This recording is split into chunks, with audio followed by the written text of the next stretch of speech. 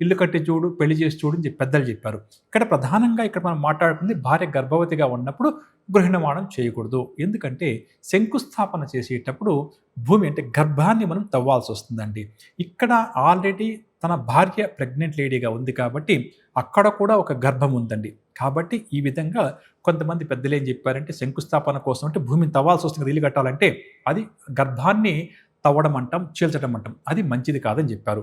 ఆ తర్వాత ఇందాక చెప్పినట్టుగా ఇల్లు కట్టాలంటే మనకు సమయము బాగుండాలి. అదేవిధంగా డబ్బు కూడా మన చేతిలో పుష్కలంగా ఉండాలి. అదేవిధంగా భార్య గర్భవతిగా ఉన్నప్పుడు ఆమె సంతోషంగా ఉండాలి.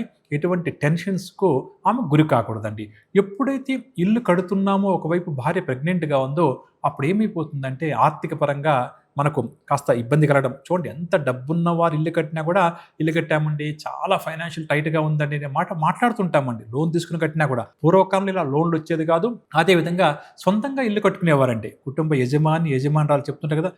ఇటుక పేర్చి ఇల్లు మేము కట్టుకున్నామండి అని చెప్తుంటారు. అలా కట్టుకునేవారు. అప్పుడేమవుతుందంటే శారీరక శ్రమ ఎక్కువవుతుంది. ఆర్థిక సమస్య ఎక్కువవుతుంది. మానసిక సమస్య ఎక్కువవుతుంది. ఇవన్నీ ఉన్నప్పుడు ఏమైపోతుందంటే ప్రధానంగా ఆ గర్భిణీ స్త్రీ మీద ఈ ప్రభావం ఎక్కువగా ఉంటుంది. ఇలా ఉన్నప్పుడు ఏమైపోతుంది